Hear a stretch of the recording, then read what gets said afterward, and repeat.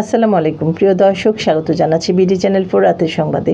পুরো সংবাদ জুড়ে আপনাদের সাথে আছি আমি মাহফুজা পলক। শুরুতে জানিয়ে দিচ্ছি আলমগীর হোসেন সিটি সংবাদ শিরোনাম।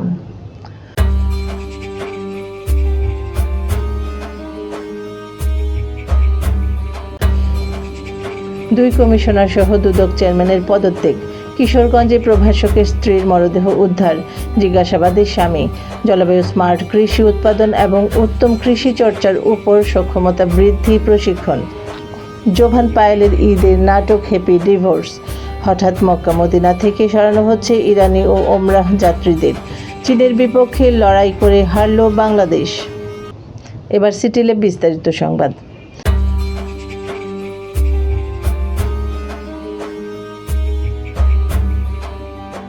দুদক চেয়ারম্যান ডক্টর মোহাম্মদ আব্দুল মোমেন এবং দুই কমিশনার মিয়া মোহাম্মদ আলী আকবর আজিজি ও ব্রিগেডিয়ার জেনারেল অবসর হাফিজ আহসান ফরিদ পদত্যাগ করেছেন।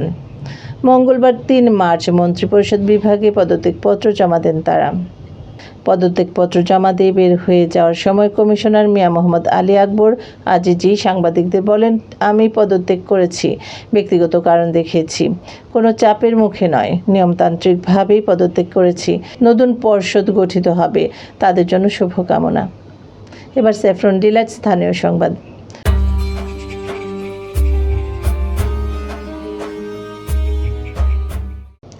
কিশোরগঞ্জ শহরে আলুর মেলা থেকে এক গৃহবধূর মরদেহ উদ্ধার করেছে কিশোরগঞ্জ মডেল থানা পুলিশ।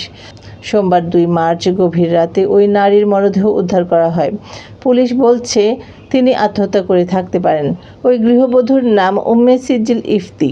তিনি ময়মনসিংহের নান্দাইল উপজেলার কিচমত কচুরি গ্রামের শফিকুল ইসলামের মেয়ে। পুলিশ জানিয়েছে, ইফতি স্বামীর সঙ্গে কিশোরগঞ্জ শহরের আলুর মেলা একটি ভাড়া বাসায় বসবাস করতেন। তার স্বামী মুমতাজ মুকুল নান্দাইল উপজেলার মশুল্লী কলেজের প্রভাষক। তিনি মশুল্লী ইউনিয়ন স্বেচ্ছাসেবক লীগের সভাপতিও। মুকুলের 2 স্ত্রী, বড় স্ত্রী তাদের 3 সন্তান নিয়ে শহরের কাইটাল এলাকায় জনতা রোডের একটি ভাড়া বাসায় বসবাস করেন। তিনি নান্দাইল উপজেলার একটি সরকারি প্রাথমিক বিদ্যালয়ের শিক্ষক। জামালপুরের ইসলামপুর উপজেলার gender inclusive market system for improve nutrition প্রকল্পের উদ্যোগে জলবায়ু স্মার্ট কৃষি উৎপাদন প্যাকেজ এবং উত্তম কৃষি চর্চা জিএপি বিষয়ক সক্ষমতা বৃদ্ধি প্রশিক্ষণ শুরু হয়েছে। আজ 2 দিন ব্যাপী উপজেলা মডেল মসজিদ ও ইসলামিক সাংস্কৃতিক কেন্দ্রে এ প্রশিক্ষণের আয়োজন করা হয়। অস্ট্রেলীয় সরকারের সহায়তায় অস্ট্রেলিয়ান এনজিও কোঅপারেশন প্রোগ্রামের আওতায় ওয়ার্ল্ড ভিশন বাংলাদেশ ও উন্নয়ন সংঘ যৌথভাবে জেসমিন প্রকল্পটি বাস্তবায়ন করেছে। প্রশিক্ষণে জলবায়ু পরিবর্তনের প্রভাব মোকাবেলায় টেকসই কৃষি উৎপাদন, নিরাপদ খাদ্য নিশ্চিতকরণ এবং পুষ্টি সংবেদনশীল কৃষি চর্চা বিষয়ে বিস্তারিত আলোচনা করা হয়। অংশগ্রহণকারীদের আধুনিক ও পরিবেশ বান্ধব কৃষি প্রযুক্তি ব্যবহারে উৎসাহিত করা হয়। এবার বেলিফুল ক্যাফে অ্যান্ড রেস্টুরেন্ট বিনোদন সংবাদ।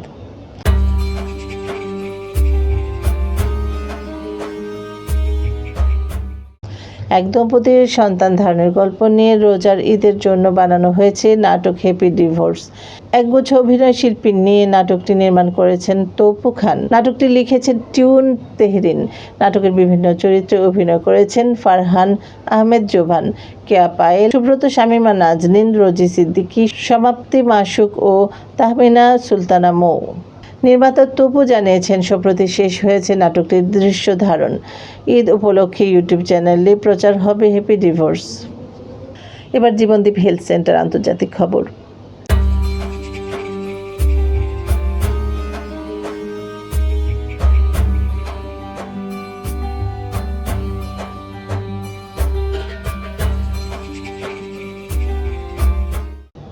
ওমরাহ করতে সৌদি আরবের মক্কা ও মদিনায় যাওয়া ইরানিদের সরিয়ে নেওয়ার কাজ শুরু হয়েছে বলে জানিয়েছে ইরানি স্টুডেন্টস নিউজ এজেন্সি।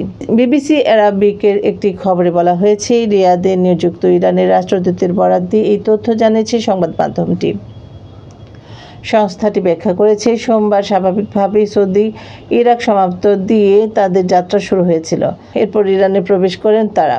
মক্কা ও মদিনায় ইরানি ও ওমরাহ যাত্রীর সংখ্যা মোট 9,000 হলেও জানানো হয়েছে এই খবর। এবার জাপান এডুকেশন বিডি খেলার খবর।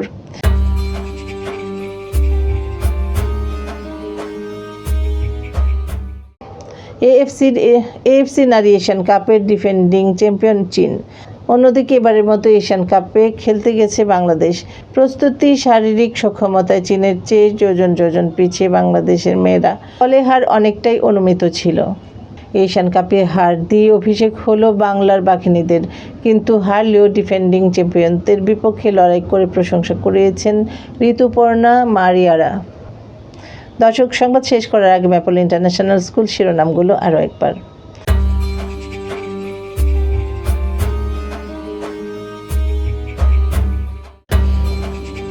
দুই কমিশনার সহ দুদক চেয়ারম্যানের পদত্যাগ।